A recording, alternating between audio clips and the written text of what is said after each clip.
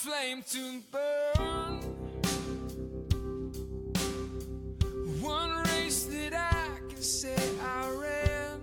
Hey, good afternoon, everybody, and welcome to the 21047.com podcast. My name is Keith Cartwright. I am the host of this show, and I'm really glad to have you along listening in today, wherever it is that you're listening, and whenever it is that you're listening in. Today's episode is sponsored by my friend Doug Bone. Doug is a longtime supporter of the 21047.com podcast, and I am grateful for his support. Doug supports me through Patreon. You can learn more about how to support this program and everything I do with 21047 by going to my website, 21047.com, TWOTIM 47.com. Click on the Support Me tab, and then that will tell you all about Patreon. It will link you to the Patreon page, and there you can learn how to support me financially on a monthly basis. It just helps me pay for a lot of the resources involved with this effort and allows me a little more time every week to produce these shows and seek out and share some really meaningful conversations. So I appreciate the team of Patreon supporters that I have. Always grateful for folks to consider backing me in the future. And again, Doug Bone, thank you, buddy. I appreciate it. So today's episode, talking about seeking out and sharing stories, I get to interview and share an interview with a longtime friend, another supporter of this show as well, Donna Shagena. And Donna is running her first marathon coming up in November at the Richmond Marathon. It's always a big weekend for a lot of the folks who are involved in this show are a part of the Megs Miles supporters Facebook page and the Megs Miles group. And Donna's one of them. And so November 10th, I think, is Richmond Marathon weekend. And that's just become a big sort of family reunion for a lot of the Megs Miles folks. And I encourage you to check out the Megs Miles supporters Facebook page. You can just search for that on Facebook, and we'll gladly let you in the family if you're not already a part of it.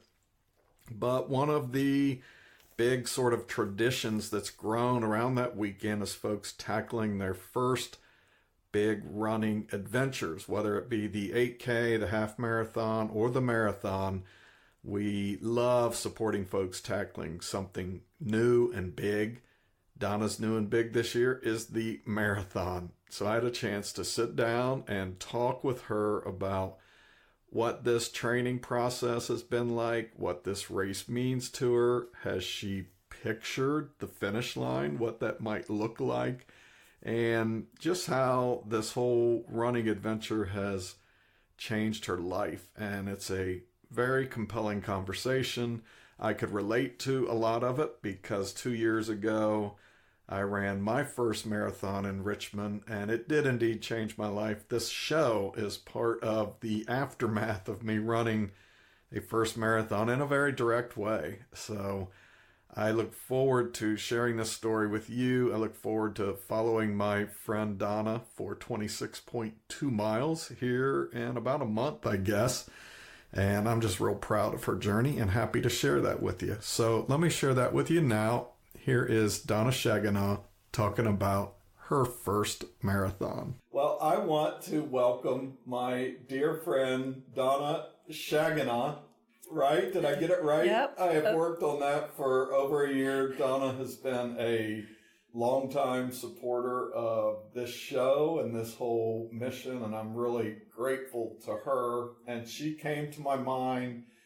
We're all wrapped up. It's that time of the year when the Richmond Marathon comes along, and all of us that are a part of the Megs Miles family, this is always a big weekend. And what's really become kind of a big part of the weekend are these folks that tackle their first big races. And so this year, Donna is tackling her first marathon. So I thought, oh, she's a logical choice for me to reach out, sit down and have a chat about the first marathon. But before we go there, Donna, welcome first. Thank you. I always ask how people get their start running, because I'm always just curious about that story, mainly because of my own journey where I just kind of started running without ever even dreaming of a marathon. And then somehow one day you wake up and you're signed up for a marathon. So I'm always curious about these journeys that take place between I started running and a marathon. So how did you get started running? Well, you're taking me back 40 years. I started running when I was 14, ninth grade in high school. I wanted to be on cross country for whatever reason. And my mom did not believe you go to school and you have extracurricular activities. So there was no picking Donna up after school if Donna wanted to do it. She had to ride her bike home from school after cross country practice. And in Florida, what does it do every afternoon? It pours down rain. So my cross country days lasted about a week and I got tired of that. But I basically had started running because at that point in time, teenage girl, I just thought I was just fat and I had to do something to lose weight. And I think that's back when Jim Fixx was like a big guy. So I started jogging and I would do a mile and just thought, man, that's just awesome. I ran a whole mile. And the next 15 years or so, I would just run off and on pretty much as I needed to stay healthy. And then I didn't run for a long time, maybe 10 or 15 years, and I would gain weight, and I would gain weight, and I would gain weight. And after I had my son, of course, I had lost a bunch. And then I eventually put it all back on and became full-term weight when I wasn't full-term. And I thought, nope, this has got to stop somewhere. And I started all over from scratch to where I could just walk a mile. And once I got that done, I would run 10 steps and then walk 10 steps and run 10 steps and walk 10 until I could run the whole mile. And then every time I ran, I just tried to run a little bit further, the next mailbox or the next lamppost, until I got to where I was back to 3 to 5 miles. And I just thought, wow, that's the furthest I've ever gone. I'm really doing something. And then I did my very first race at 45 years old in Randleman, North Carolina, Kyle Petty's Victory Junction Camp run. And I'd only been running 3 miles. Well, his race was 5. And I'd been running in a flat neighborhood. And Randleman, North Carolina has a lot of hills. So in 33-degree weather, drizzling the whole time, I ran the furthest I'd ever run in 55 minutes. And Kyle Petty was at the finish line, high-fived every single finisher. And I've been hooked ever since. I'm curious, going all the way back to those teen years when you felt like you were overweight and you turned to running. And it sounds like all those years, even when the weight fluctuated, running was always sort of your go-to to get healthier, to lose weight. Why running? I mean, it just... I lived all over the place, and there was always tennis shoes and pavement. I joined different health clubs off and on and lifted weights, and I never was in a Y or anything where there was a pool. And of course, in Florida, pretty much everybody had a pool, and you could swim, or we'd go to the beach all the time and swim in the ocean. But it was the one thing that I could do consistently without any memberships, special gear, just road tennis shoes, go. And so that was the one thing that I could pretty much do every day. And after that first race, you said, I was hooked. And I'm always curious, what about the race experience hooked you? What goodness. About that? He put on such a first-class event. You met at a school. It was on a Sunday. There was a prayer service, and everybody started from the school, and you ran to the camp. So you started, miles and miles away, and then they bussed you back to the start. And these weren't little school buses. These were the motor coach buses with the velour seats and just, I mean, first class all the way. And his whole facility there for the critically ill kids to have a camp to go to, it was just spectacular. And if I would have stayed in North Carolina, I probably would have volunteered there. But just after that and being around people I didn't even know, I was following a girl that had a verse on the back of her shirt, and I can't remember what it is now, but I saw her after the race was over, and I actually went up to her and told her, I followed you for miles because that verse kept me going, one of the perseverance verses. And just the people that were there, and everybody was so friendly, and it was just amazing. It's amazing, and I was going to ask about this a little later, but it fits in here right now. So many races and so many runners run for a cause. You know, Kyle Petty for his camp, and so sounds like you were really taken in by the cause itself. I know lately you've been running a lot for our military heroes. We've had friends with family who have been suffering with cancer, and so a lot of folks are out there running. What do you think it is about running? Because I don't see it in as many other sports. I'm sure it's out there, but what is it about running that lends itself to supporting just such a wide range of causes? I'm not really sure. If you're running for a cause in a race, of course, it's easy to have a bib on, or we take our Sharpies and write names on arms or legs, or like with the fellow flowers, there's a flower to clip on, where like if you're in biking races, you've got to be as aerodynamic as possible, and there's not that chance. And of course, you can't do that swimming, except for maybe the Sharpie part. And of course, the other big sports like basketball, football, baseball, there's really not that kind of chance to kind of wear your cause. You know, you can wear a shirt or, get, a logo down the side of running shorts or something. You can be a running billboard. Right. Which is what I feel like sometimes with all the bibs and things that I have on, but. Right. Well, and I think you said it a little bit ago before we started that, we spend a lot of time on social media, and we were following a lot of our running friends this weekend. And I know I try to, I know you do. We always sort of talk about what this race means to us, and a lot of times what we're promoting. So I think it does open itself up to between. A lot of these races last a long time. You encounter a lot of people. So if you're wearing the cause on your shirt. And people will come up to me, and it happens in almost every race. They'll ask about the soldier on the bib, or, tell me Meg's story. And it's great because you're just running along, and they can either slow down or you speed up. Not usually.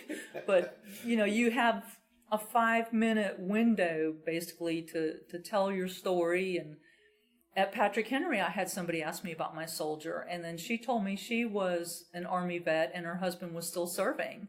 So I got to thank her and him for his service too. And I think that's another piece of it too. When you say it that way, what's your story? Because the story usually is this cause or something we're running for. And I think there's just this general assumption, and I've said this before on this podcast, that there's like a very small percentage of people in every race, like maybe a dozen, even in the biggest races, whose story is, I might have a chance to win this race.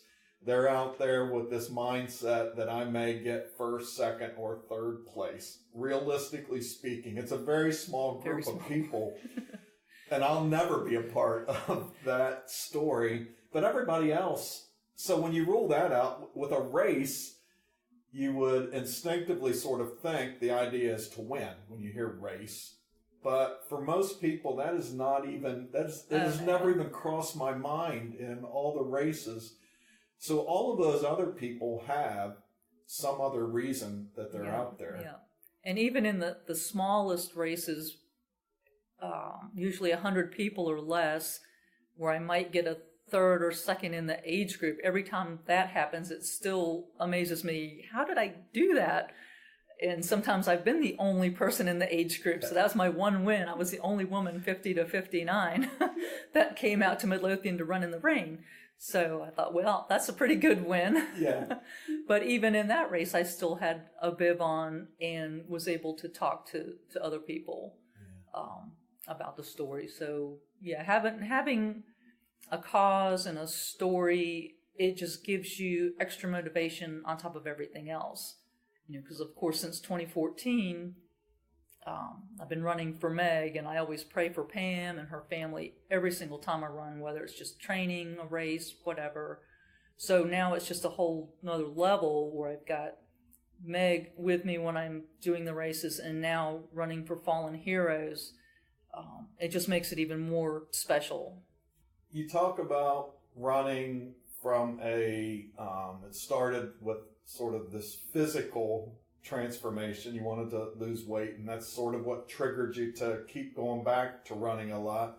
I'm curious, as a person, has it changed the way you think? And I ask this because there's a lot of days I just feel like a completely different person from running, and people will say, well, yeah, you know, you've lost a lot of weight. I said, that's not even what I'm talking about, just the way I look at life and think. I'm just curious if you've experienced anything.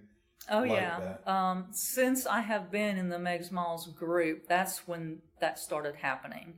Because the training, it was just run here or there. You know, it wasn't real training. It was just go out for a little run. I might do 1 or 2 little races a year, nothing huge. I think this year I'm going to be doing something between the virtual and the real races, something like 30 races. That's just unheard of. I might have done that many in the past 5 years all put together. But being in this Meg Smiles community, it's just opened my eyes to a whole different world, different realm. You've got people from every background, all walks of life. I mean, it's just been amazing. It's not,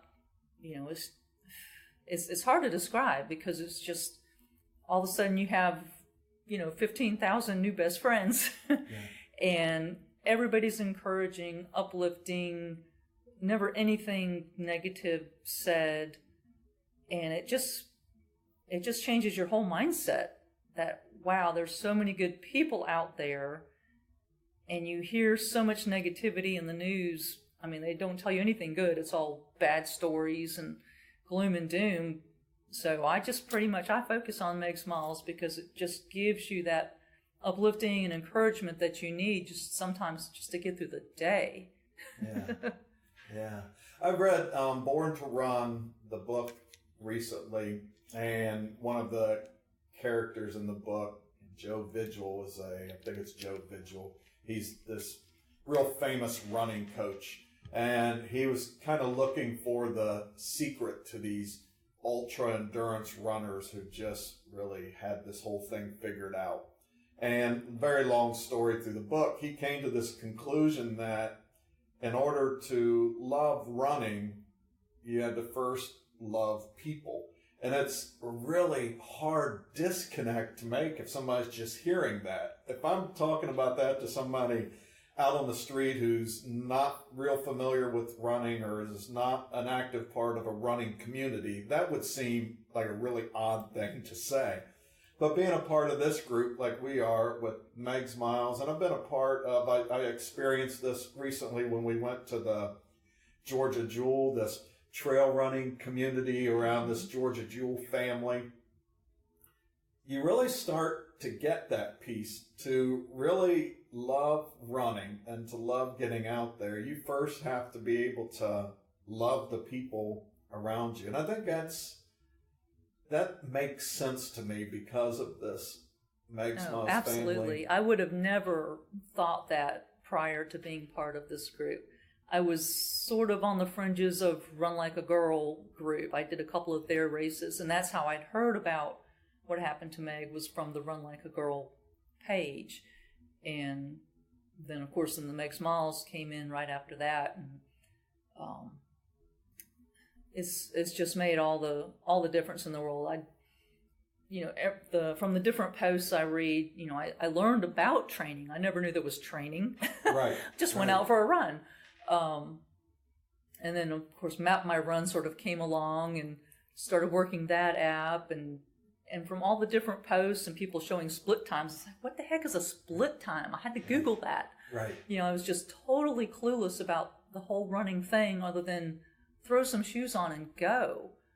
I would just buy cheap shoes from Walmart and, head out the door. So I've got a 180-degree mindset now with Garmin and the right kind of shoes and the right kind of gear and all the races and everything involved. And it's just become such a, there's just so many details to it that I would have never have known if it hadn't have been for this group. It was like my education came from Meg's Miles. Yeah. Well, and the beautiful thing about that is I've never ever once really in this group, and again, I'll go back, I've experienced this as I've tried to run my first ultra, and the support and I'm an outsider in that group, and just kind of like with Meg's Miles coming into there's a lot of people come in as outsiders, but that whole community, Meg's Miles, and then this trail community has wanted to do nothing but make me and us feel welcome in there. There's you hear it all the time, there's no such thing as a stupid question. Well, sometimes I see people made to feel stupid after that's been said, but that's not the case in this Meg's Miles. And for folks who are listening who aren't maybe familiar with Meg's Miles, it's the Meg's Miles supporter page on Facebook, which was born out of a young woman in Hanover County in our community who was hit and killed by a motorist going on 5 years ago now. And in the immediate aftermath of that, there was a call out to, hey, let's run for Meg this next Saturday. And that first Saturday, 100,000 people came out to run for her, which again is a testament to the running community, because almost all of those 100,000 didn't know her. Almost all of those 100,000 weren't from Virginia, and about 20,000 of those folks remain in this Facebook group. And I would say not because of running, but because of what you described a little bit ago about this acceptance, a diverse group of people in a world that's really diverse, that on the surface many days doesn't look like they can play nice or get along together. I always say I think people come to the Meg's Miles group because they can live there like they wish they could live in the greater community outside. It's like a safe space. You can come and ask questions. Sometimes I think, well, maybe I should just go to Google and type in my question, but there'll be times I'll put a question out on the Facebook page just because I'm getting real people answering that question that have had the experience with it, where Google could tell you anything, and it's like, well, do I really trust that answer? It's like I want real people's experiences to help me learn versus just like hard data research.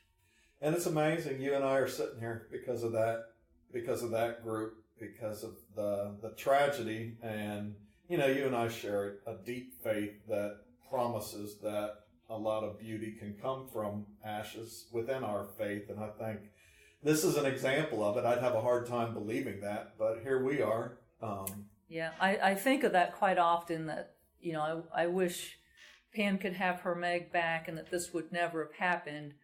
But if a tragedy has to happen, and the good that has come out of it in this case just overwhelms me, and I can hardly fathom it, because to have so many people that come to Richmond every year, and we get together and we have the memorial run and the dinner and the race, and everybody stays till the very end.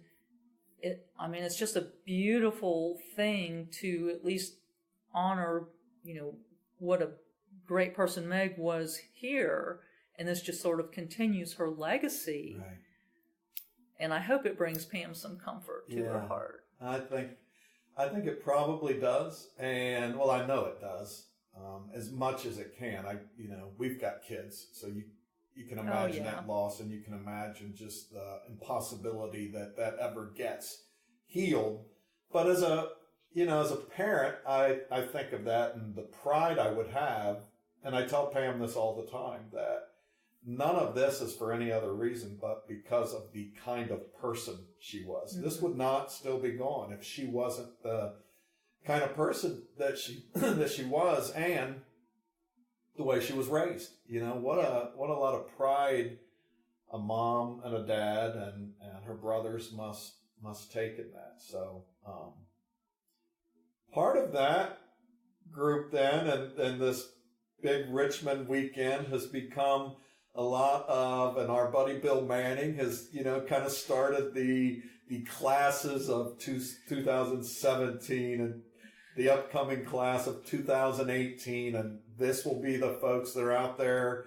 And again, I love it because there'll be folks that are running their first 8K. And I think as a group, we applaud and celebrate those folks as much as we do someone like you who's going to run her first marathon. But that's kind of become a big sort of... It's all about that pen. Look what I'm doing for a pen.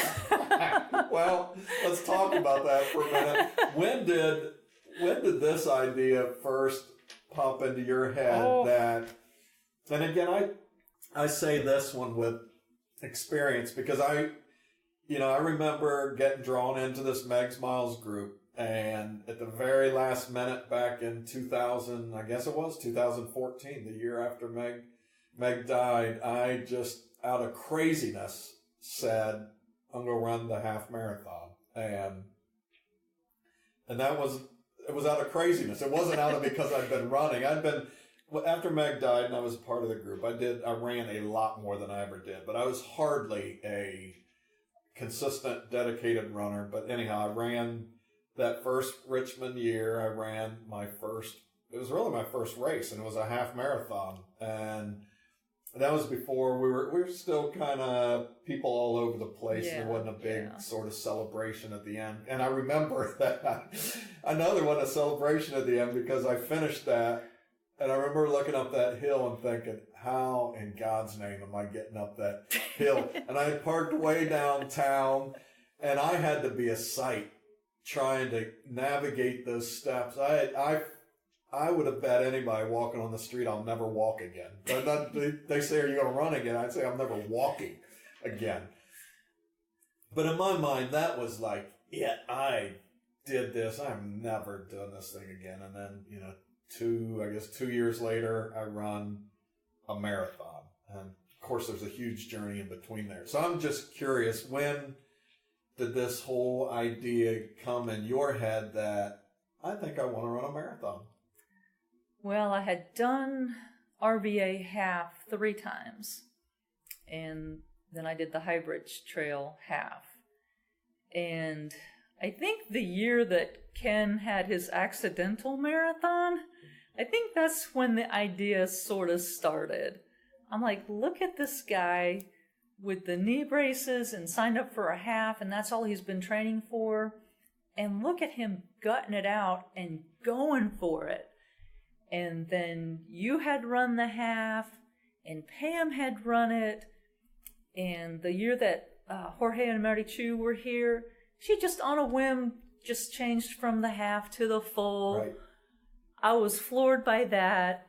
And then last year, staying to watch the very last person and just watching all the emotions, like everybody's face, there was tall, short, skinny, fat, every race, it just didn't matter. But watching their faces, everybody just had this grit and determination and this look. And it just changed my heart.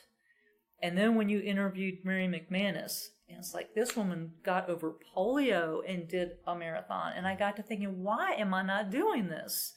And it came just down to fear, just afraid to do it. And I had seen something on Facebook that said, fear is forget everything and run. So I thought, you know what? I'm just going to do it. And I had to drop from the half last year to the 8K because of getting my hamstring rebuilt. But the week after the 8K, I signed up for the full.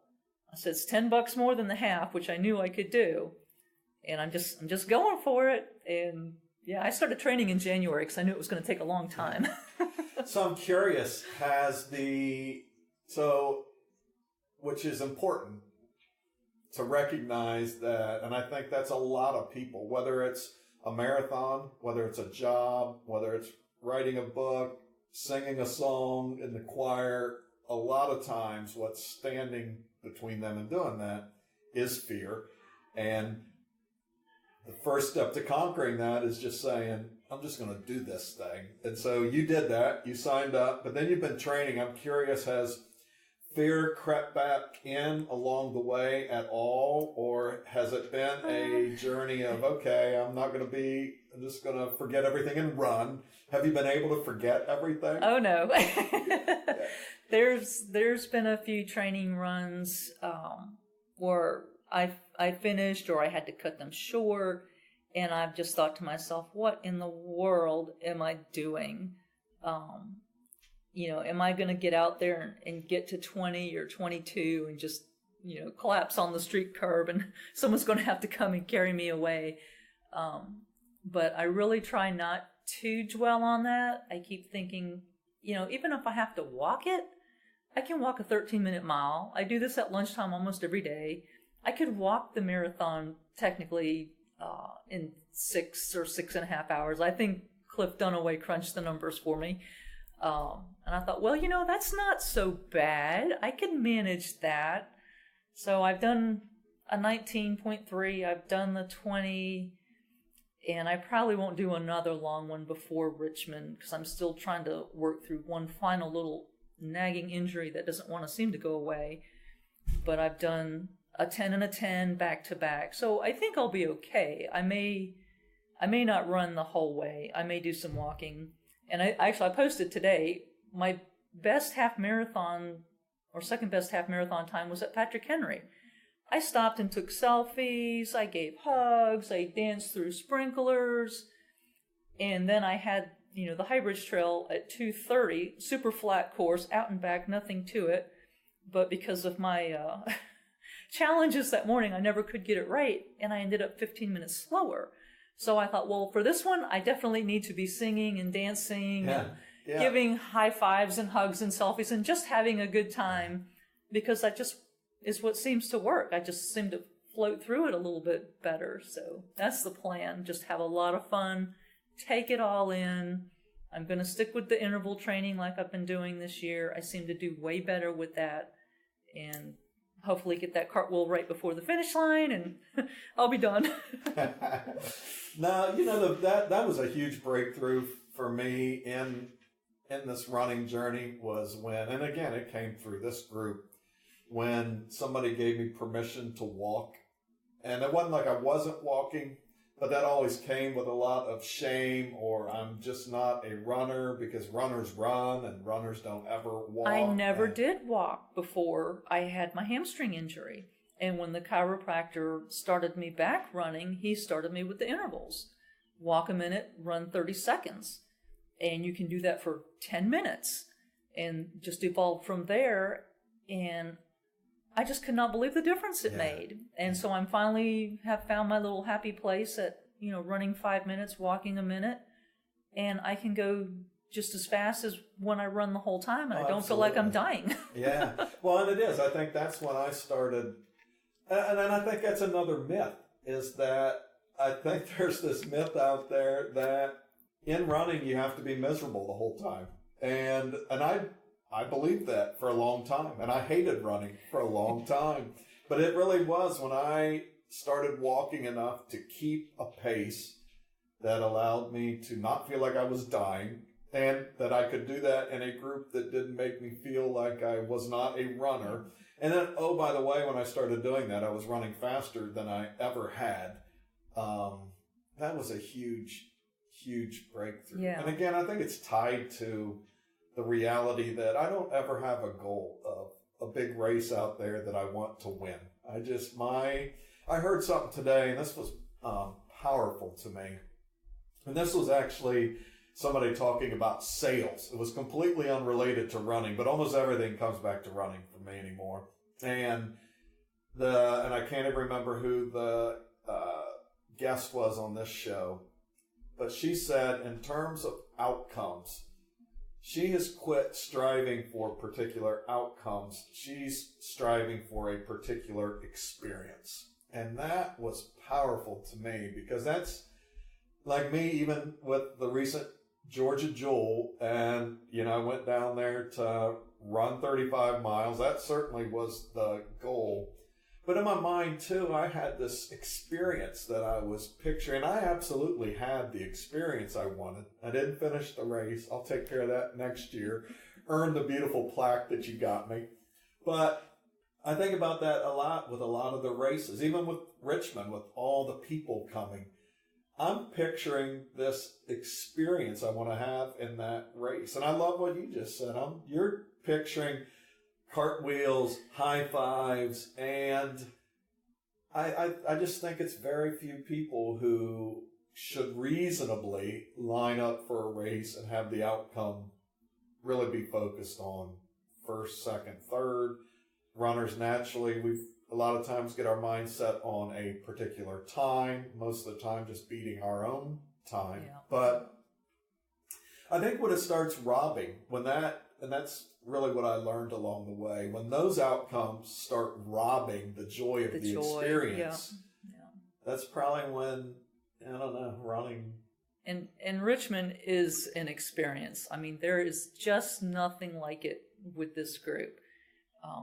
Because the first two halves that I ran in Richmond, I just was there by myself.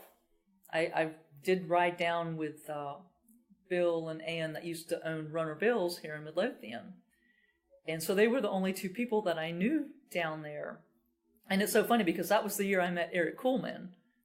I just couldn't believe you interviewed him. He was looking for someone to pick up his packet, and we were on the Marathon Facebook page, and I said, yeah, I'll pick it up for you. And I met him at the hotel, and here you interviewed him. He's such a good kid. 7 years later, I'm like, wow, I know that guy. I couldn't believe it. Because I stayed and cheered. I actually cheered him in because Bill was still waiting for some other people before he gave me a ride back. And then I went back the next year because I was just so pumped. I had such a great experience the first time, even just by myself.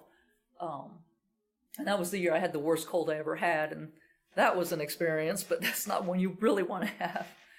But and then after that, I didn't do that race for 1 or 2 years with studying and getting married and that whole bit. But then when I did it again, it was with the Meg Smiles group, and that's just a whole different level than any race anywhere.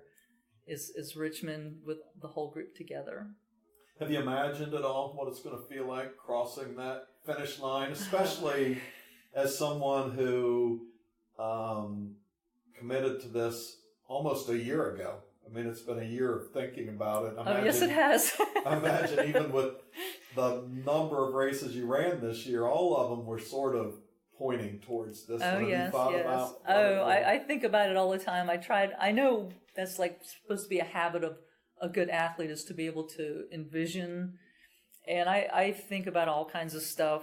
Am I going to cry when I cross that finish line? Am I, hugging everybody? And am I going to be able to even do this cartwheel thing that I've been practicing? Because I'm usually wore out after a half marathon.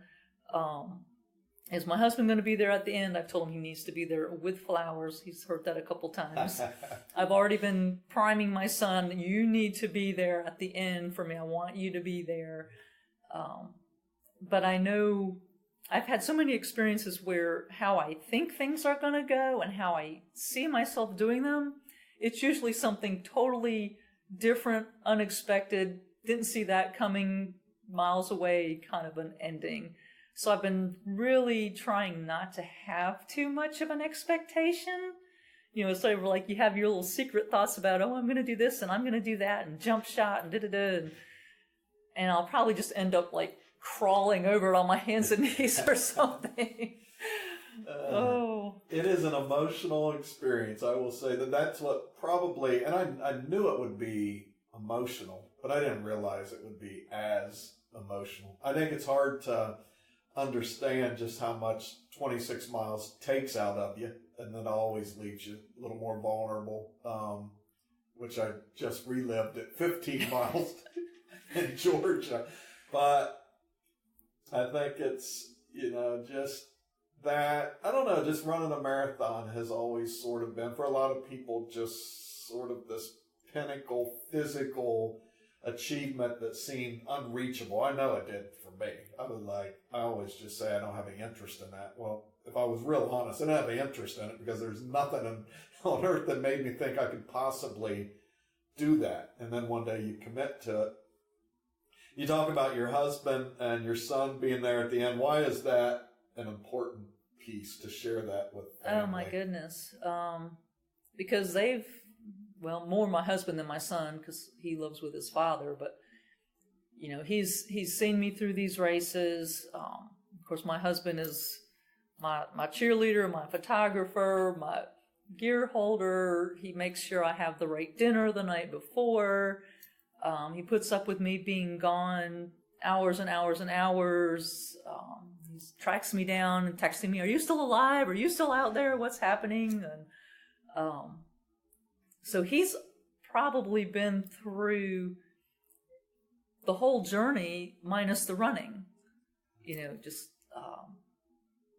putting up with me, going to doctor's appointments, and he's watches me on the floor with the foam roller and all the PT exercises. And so he's just been a part of this whole thing, other than actually putting feet on the pavement. He's run some 5Ks, but his knees and ankles are completely shot, and it hurts to walk. Yeah. So, No, I think that is, and you talked about being there at the end for these folks who finish, and I know that really hit me after my marathon because there were, I was one of the last ones, so there was a good group of people that were waiting on me.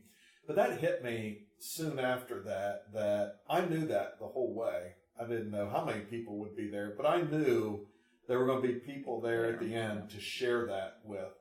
And to watch some of these people coming in the wee hours of this thing and just kind of doing it by themselves and not having somebody there.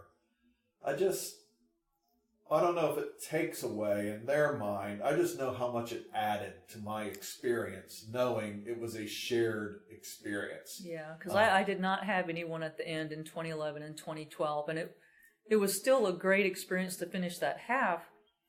But yes, having a group there at the end just adds 100% to it.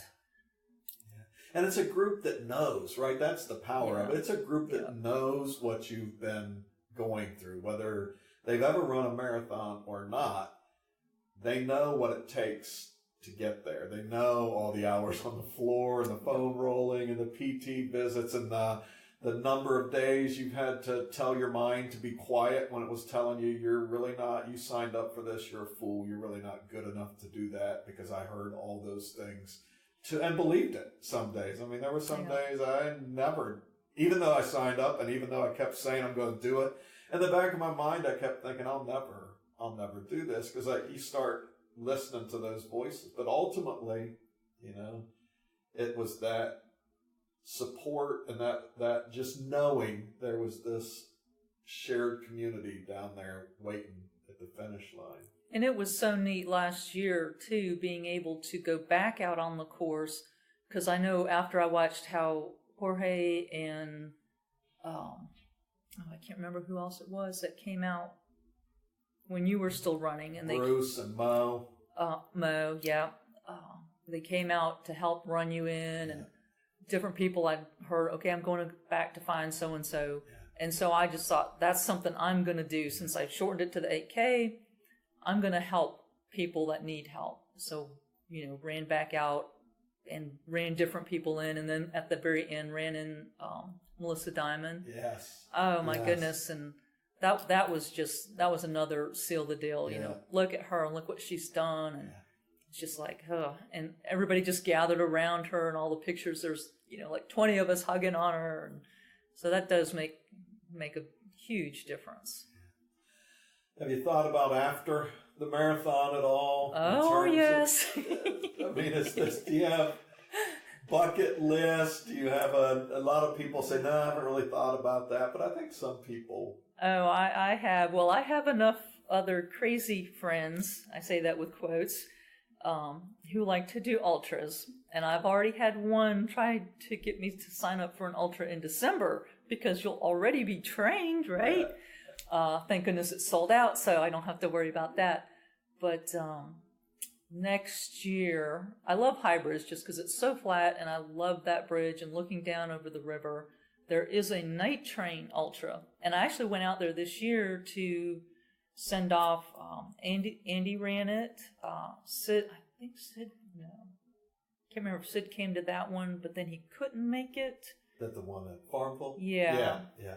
And then Charlotte was there, so I just went to cheer, and I thought this looks really cool, and it's flat, so it wouldn't be too bad. And I'm used to running with the headlamp, in the backpack, because the race director won't let you start unless you are totally prepared. It is kind of a warm time of year, but, yes. The sun goes down, and hopefully it wouldn't be too bad. So that's sort of in the back of my mind, is doing Highbridge. And it's at night, so I don't have to get up at 5 o'clock in the morning and sleep through my alarm. Right.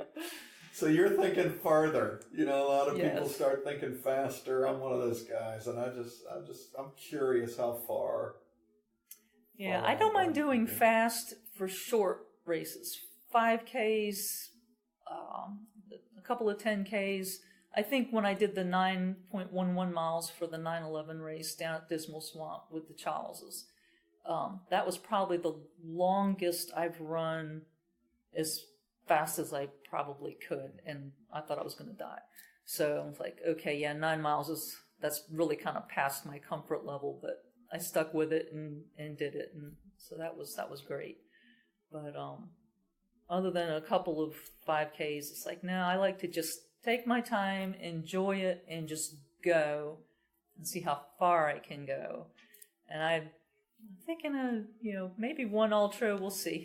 Got to get through the marathon first. Yeah, well, I don't want to get you too far ahead, but... Yeah, because I've already thought, do I want to do another marathon? It's like, you can't think that because you have to get through the first one first. I sort of have to hold myself back.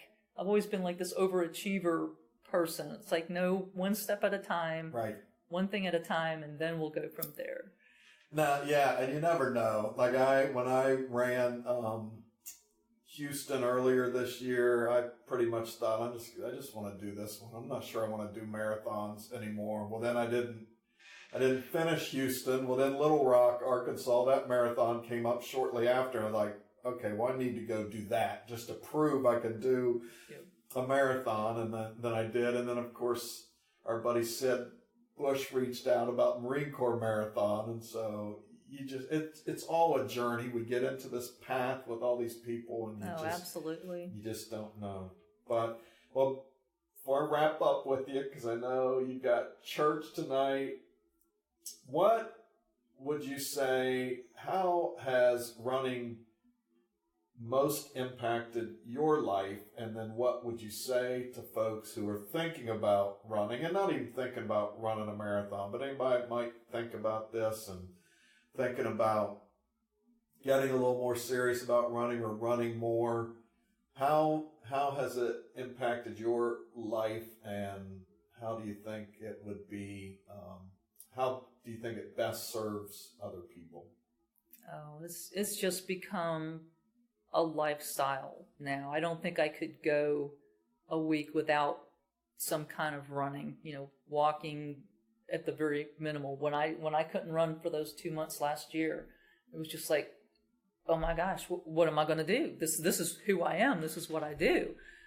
So there was a lot of walking and a lot of going up and down stairs. Yeah. But it's just become part of almost like my soul. I mean, it's just what I do, who I am, and I can't imagine not doing it. I know there probably will come a day when I can't, and by that time I'm probably going to be ready for a break anyway. Yeah. But for somebody that just wants to get into it, just do it. Just start walking and make a goal and run a few steps and walk a few steps and just keep at it, and it just will come along, and it just gives you good time to run off stress, anxieties. That was another huge thing back in my 40s, was just anxiety. I just want to choke people or climb the walls, and you go out and run a little bit and you're so tired you don't have those feelings anymore because you've worn yourself out. It's like, okay, I just need to relax now. But it's just, the endorphins and just the blood moving in your veins and being outside and enjoying, nature and God's beauty with the sky and clouds and the sunrises and sunsets. And, I see red-tailed hawks flying around. And I mean, it's just beautiful, and it just brings you back to, wow, I'm just this little speck of sand in this giant beach, and it like humbles you, just brings you back to, I'm just this one little piece in the story, and it sort of like grounds you and centers you. I love that. That's just a beautiful answer, because I'll point out that, because I can relate to it so much, but again, when you look at a running journey, when we ask how you start running, it was while I was this heavy girl, I was trying to lose weight. And that's where you kept at it for all those years. But when I just asked you the biggest impact, you didn't even talk really about the physical health. I think it's all connected.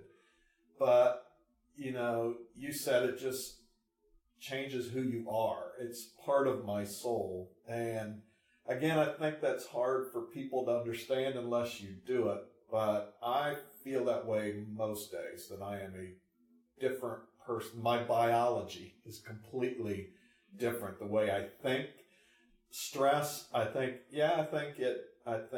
running does, just being tired helps you run off a lot of that. But I think it helps you. I don't get as stressed about a lot of things because they just don't mean as much to me. The things that used to send me off on a stressful tangent, they just don't mean that much to me anymore. You have these relationships with these different people.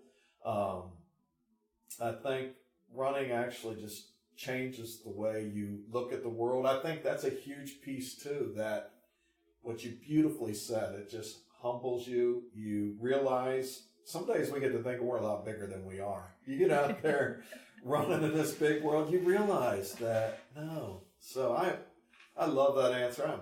I appreciate it. I thank you for taking the time to thank you. Be a part of this, and thank you personally for being such a long-time supporter of all of this, sharing stories like this, and hopefully along the way continuing to help people understand that they can be a different person. They can see the world a little bit differently, and running can, for a lot of people, have a big impact on that. So I can't wait to see you cartwheel at that finish line, be a marathoner, and see how life changes. It just is going to be fun to watch. And get that 26.2 magnet on my van. There you go.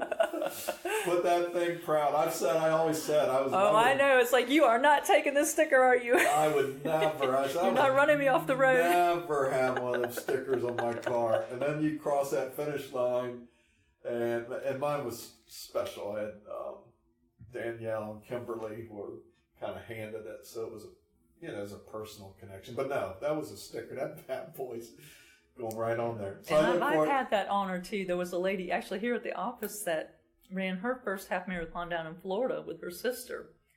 And before she even left, I gave her a 13.1 sticker. I said, now, as soon as you're done with that race, you're putting this on your car. And she does. She still has it on her car. Well, she came through. You gave me a plaque before I went to run my ultra, and I did. But I promise you, I will hang that plaque. You more than earn that plaque. You need to like draw a red flower on it. No, I will. Yes. No. Another yes. Oh, the stories, just like, oh. And the stories, I think, are just so inspiring, too. I mean, the more podcasts I hear, I mean, I have been inspired by every single one of your podcasts in some way, shape, form. And that's why I just love being able to support the 21047 mission, because it is a mission. I feel like, you know, God is using you to get a message out there, and I'm just so happy to be a little teeny piece of that, and I hope more people will see that and get on board, and you can do podcasts every day. I hope to. That is my hope. Thank you. I'm so appreciative. Well, I love that conversation. It was a lot of reflecting, thinking back on my own first marathon journey and just putting myself in Donna's shoes. I know what this is going to mean to her. I know what she has put into it, and it's going to be a lot of fun come November 10th, cheering her on and just celebrating with her at the finish line. Like she said, we've become quite a cheering base at the finish line of this race. So everybody who comes in early or comes in late, they get a lot of the Meg Smiles love at that finish line. And we just want people to know we truly appreciate and truly know what the effort has gone into big races. Like a lot of them will be running that weekend. So go, Donna. Thank you for pouring out your heart and letting us look inside this journey. You know, a lot of it is just this heart, and a lot of it is just mind. And so just getting to peek inside both of those helps a lot of us out that are tackling some of these journeys of our own. So thank you, Donna. And thank you all for coming along and listening today. I hope you'll come back. There's some really good interviews coming up. I'll be sharing next an interview I had with Kylie Hussman. Kylie is a young girl, a young college student in Wisconsin, had a diving accident and thought she was never going to be able to run again. She calls herself a runner at heart, and just through some wonderful healing, she became a runner and again, beyond doubts, and is doing some really cool things with her running journey now. So I can't wait to share that story. Be sharing an interview soon with Will Turner. He's a local guy here. His 60th birthday, decided he's going to run 60 full Ironmans in a year, which is a world record, an incredibly crazy undertaking and journey. So I look forward to interviewing Will. So both of those interviews coming up real soon. So come back. I hope you all have a great week. If you're out there running, run hard. If you aren't running, maybe get out there and cheer somebody along. And if running's just not your deal, keep coming back. Maybe we'll talk you into it. You have a great week.